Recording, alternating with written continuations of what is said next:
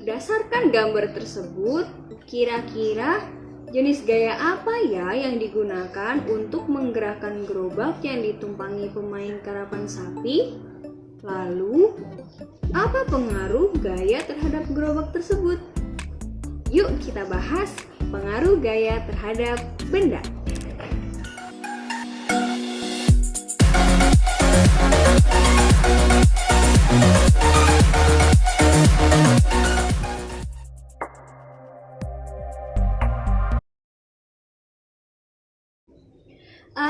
Assalamualaikum, salam selamat dan sejahtera, saling mendoakan di antara kita. Jawablah, jawablah waalaikumsalam. Assalamualaikum warahmatullahi wabarakatuh. Selamat pagi, selamat siang, selamat malam anak-anak yang ibu cintai karena Allah dimanapun kalian berada. Bagaimana kabar kalian semua hari ini? Alhamdulillah, Bu. Alhamdulillah, semoga senantiasa luar biasa. Hari ini kita akan belajar tentang gaya dan gerak, terutama mengenai hubungan gaya dan gerak. Ini kadenya. Sudah siap belajar hari ini? Mantul! Jika anak-anak ibu sudah siap semua, kita nyanyi sebentar ya. Wahid, Ifnani, Salasa. Sebelum belajar membaca bismillah, agar terbiasa ingat pada Allah. Bacalah bismillah, satukan niatnya, semoga kita dapat ridhonya. Semoga kita dapat ridhonya. Say basmalah, bismillahirrahmanirrahim. Semoga dengan basmalah, pembelajaran online kita akan hari ini berjalan dengan lancar. Amin. Allahumma amin. Seperti pertemuan sebelumnya, kali ini pembelajaran kita akan berisikan diskusi melalui Zoom Break. Jadi siapkan teman-teman kelompoknya dan perhatikan materi serta arahan dari ibu melalui video ini. Nah, di pertemuan sebelumnya kita sudah membahas mengenai pengertian gaya dan gerak, serta macam-macam gaya. Nah, anak-anak, apakah ada yang masih ingat apa pengertian gaya dan gerak? Ya, betul sekali. Gaya adalah tarikan atau dorongan suatu kekuatan yang menyebabkan benda menjadi bergerak, berubah posisi, atau bentuk. Sedangkan gerak adalah perpindahan kedudukan atau posisi benda karena dikenai oleh gaya. Jadi, dari pembelajaran sebelumnya dapat diketahui bahwa gaya dan gerak itu berbeda, tapi tidak bisa dipisahkan. Pada pertemuan kita kali ini, kita akan melanjutkan materi mengenai hubungan antara gaya dan gerak. Tadi sudah sempat dibahas sedikit bahwa gaya dan gerak dapat memengaruhi keadaan suatu benda. Nah, anak-anak yang ibu cintai, ada 5 pengaruh gaya terhadap benda, yaitu yang pertama, gaya bisa membuat benda diam menjadi bergerak. Yang kedua, gaya bisa membuat benda bergerak menjadi diam. Yang ketiga, gaya bisa mengubah kecepatan gerak benda. Yang keempat, gaya bisa mengubah arah gerak benda. Yang kelima, gaya bisa mengubah bentuk benda. Untuk mengetahui pengaruh apa saja yang diakibatkan gaya kepada benda tadi, kita akan berjalan-jalan sebentar sambil berimajinasi. Jadi, siapkan imajinasi kalian ya. Saya masuk ke yang pertama. Gaya memengaruhi benda diam menjadi bergerak. Pertama, bayangkan di depan rumah kalian ada mobil baru yang dibeli oleh orang tua kalian. Kalian lalu meminta ayah untuk pergi piknik ke taman kota. Sayangnya, begitu ayah kalian duduk dan ingin menyalakan mesin, ia menyadari kalau ternyata bensin mobil itu kosong. Akhirnya, ayahmu keluar dan mendorong mobil tersebut sampai pom bensin yang kebetulan ada di seberang rumahmu. Nah, kegiatan memberikan gaya berupa mendorong mobil dari yang semula diam di garasi hingga ke pom bensin, itu berarti gaya dapat menggerakkan benda yang diam. Sampai sini paham? Alhamdulillah. Contoh lainnya saat kita membuka dan menutup pintu. Gaya tarik dan gaya dorong membuat pintu yang awalnya diam menjadi bergerak untuk membuka atau menutup. Selanjutnya, yang kedua, gaya mempengaruhi benda bergerak menjadi diam.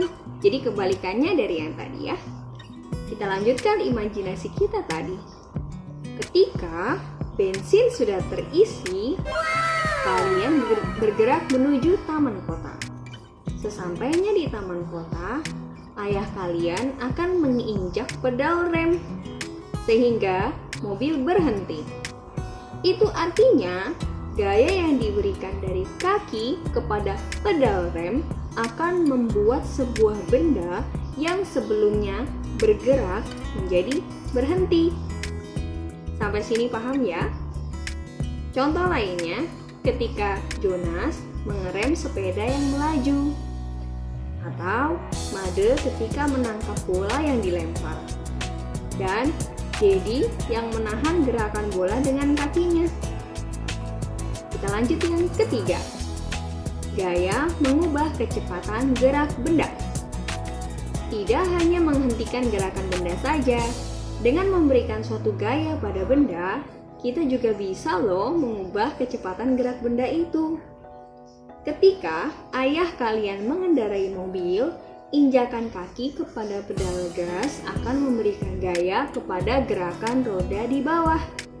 Semakin dalam injakan pedal gas tersebut, tentu akan meningkatkan kecepatan mobil kan?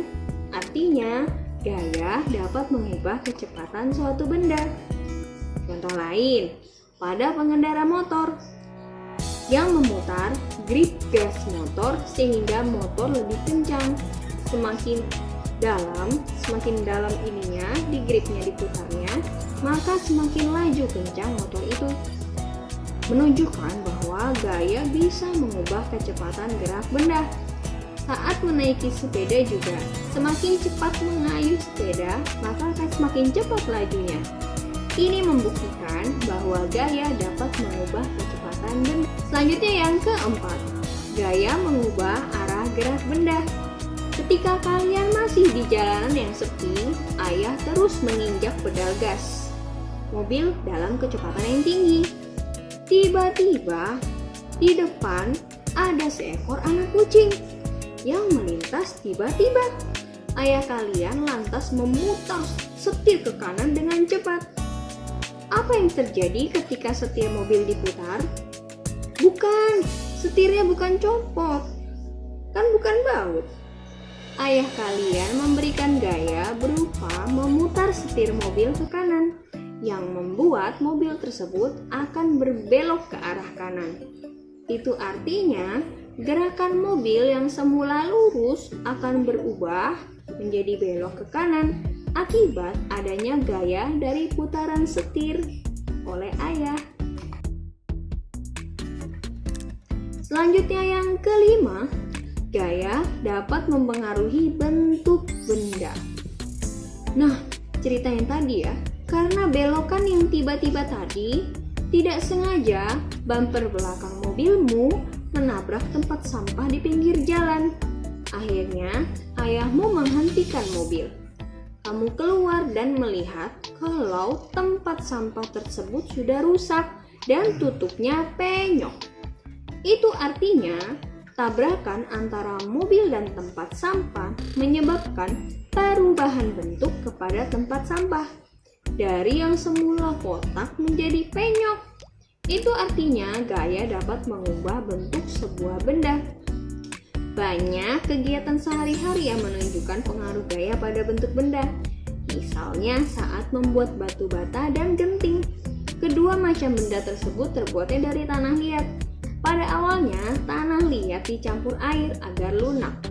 Tanah liat itu kemudian dimasukkan dalam cetakan batu bata atau genting. Hal ini berarti tanah liat diberi gaya agar bentuknya berubah menjadi batu bata atau genting. Contoh lainnya, ketika kalian bermain plastisin, kalian memberikan gaya dengan menekan plastisin sehingga bentuknya bisa berubah sesuai dengan yang kalian inginkan.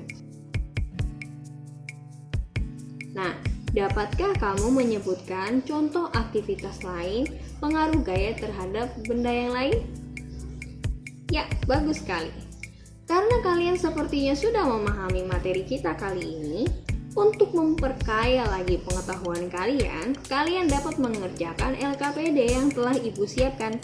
Kalian dapat menginvestigasi permasalahan yang terdapat di dalam LKPD tersebut bersama dengan teman sekelompok kalian. Tabel-tabel yang ada di dalam LKPD tersebut kalian isi sebagai bentuk keterampilan menulis percobaan kalian.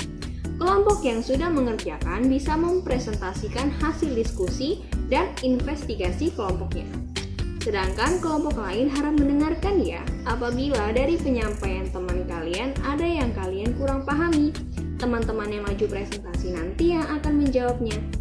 Jadi dimohon kerjasama dari anak-anak semua untuk dapat tertib dan mendengarkan penjelasan teman kalian yang maju untuk presentasi. Ya, demikian pembelajaran kita hari ini. Singkat ya, tapi semoga bermanfaat terkait materi gaya dan gerak. Ada yang bisa menyimpulkan pembelajaran kita kali ini? Ya, bagus. Jadi kesimpulan pembelajaran kita kali ini ialah yang pertama, gaya adalah tarikan atau dorongan yang menyebabkan benda menjadi bergerak, berubah posisi atau bentuk. Sedangkan gerak adalah perpindahan kedudukan atau posisi benda karena dikenai gaya. Lalu, 5 pengaruh gaya terhadap benda. Yang pertama, ya, gaya bisa membuat benda diam menjadi bergerak. Gaya bisa membuat benda bergerak menjadi diam. Gaya mampu mengubah kecepatan gerak benda. Gaya bisa mengubah arah gerak benda. Yang terakhir, gaya bisa mengubah bentuk benda. Dan terkait tugas untuk mengambil nilai, Ibu sudah mengirimkan soal melalui Edmodo. Jadi, dikerjakan ya. Nah, anak-anak yang Ibu cintai karena Allah, terkait materi hari ini, apakah sudah paham? Alhamdulillah, luar biasa. Apakah ada pertanyaan? Oke. Nah, silakan apabila ada pertanyaan bisa disampaikan di kolom komentar atau melalui japri ke Ibu atau bisa juga via grup WA kelas. Insya Allah akan Ibu jawab dengan sepenuh hati. Akhirnya sudah selesai ya pembelajaran kita kali ini. Semoga bisa bermanfaat untuk kita semua walaupun singkat kali ini. Yuk sama-sama kita say hamdalah. Say hamdalah. Alhamdulillahi Rabbil Alamin. Alhamdulillah. Semoga pembelajaran kali ini dapat bermanfaat ya untuk kita semua walaupun singkat sekali. Mohon maaf jika dalam penyampaian terdapat kesalahan kata. Tetap jaga kesehatan ya, rajin beribadah serta membantu orang tua kalian. Atas perhatian anak-anak sekalian, Ibu ucapkan terima kasih. Sampai jumpa di pertemuan selanjutnya ya. Assalamualaikum warahmatullahi wabarakatuh.